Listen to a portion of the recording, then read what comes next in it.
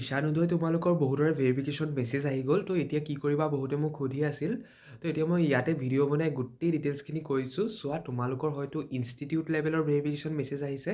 যদি ইনষ্টিটিউট লেভেলৰ verification message আহিছে, তেনেহ'লে তোমাৰ এতিয়া ৱেইট কৰা, ষ্টেট লেভেলৰ ভেৰিফিকেশ্যন মেছেজ আহিব। তাৰপিছত যদি এতিয়া তোমালোকৰ ষ্টেট লেভেলৰ ভেৰিফিকেশ্যনৰ মেছেজ আহি গৈছে, তেনেহ'লে ৱেইট কৰা, তোমালোকৰ মিনিষ্ট্ৰী লেভেলৰ এতিয়া ভেৰিফিকেশ্যন মেছেজ আহিব। এই গোটেইকেইটা মেছেজ অহাৰ পিছত, মানে ভেৰিফাই হৈ যোৱাৰ পিছতেই তোমালোকৰ একাউণ্টত টকা সোমাব। এতিয়া এটা ইম্পৰ্টেণ্ট কথা টকা সোমোৱাৰ কাৰণে, যে তোমালোকৰ যিটো একাউণ্ট আছে সেইটো আধাৰ কাৰ্ডৰ সৈতে চিডিয়েট হৈ থাকিব লাগিব। যদি আধাৰ কাৰ্ড তোমালোকে নিজেই গৈ বেংকত যাবা, গৈ পেলাই আধাৰ কাৰ্ডখন দি ক'বা, দাদা চাই চেক কৰি দিয়ক, মানে ছাৰ বা দাদা ছাৰ যি কোৱা সেইটো কেৰাণীকেইজনক ক'বা যে চেক কৰি দিয়ক আমাৰ একাউণ্টটো আধাৰ কাৰ্ডৰ সৈতে চিড হৈ আছেনে নাই।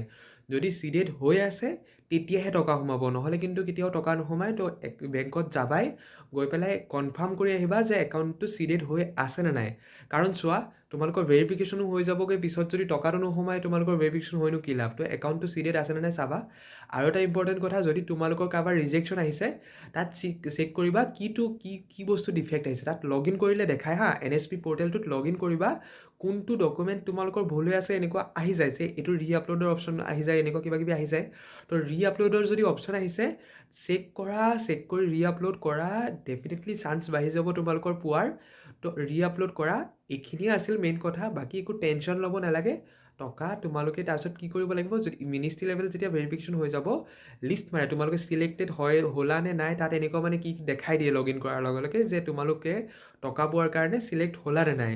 তো সেই চিলেক্ট হোৱাটো লগ ইন কৰি যেতিয়া চাবা মিনিষ্ট্ৰী লেভেলৰ মেছেজ অহাৰ পিছত, তো তোমালোকে তেতিয়া, মইতো ডেট গ্ৰুপত কৈ দিম বাৰু কেতিয়া মেছেজ অহা ষ্টাৰ্ট হ'ব এইটো। তেতিয়া তোমালোকে কি কৰিবা, ধুনীয়াকৈ গৈ পেলাই আকৌ ৰিনুৱেলো এপ্লাই কৰি দিবা, মানে ঈশানোদয়টো। তেতিয়া তোমালোকৰ টকাটো আকৌ মানে সোমাব, ভালকৈ সোমাব। নহ'লে কিন্তু সোমোৱাত প্ৰব্লেম দিব হা। তো ৰিনুৱেল কৰিবই লাগিব তোমালোকে, এইটো মনত ৰাখিবা কথাটো। তো এইখিনিয়ে আছিল চিম্পলকৈ। ভিডিঅ'টো ভাল লাগিলে ছাবস্ক্ৰাইব কৰি থোৱা, যাতে আৰু ভিডিঅ' এনেকুৱা পাই থাকিবা।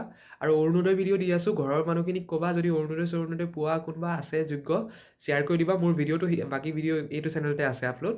Thank U.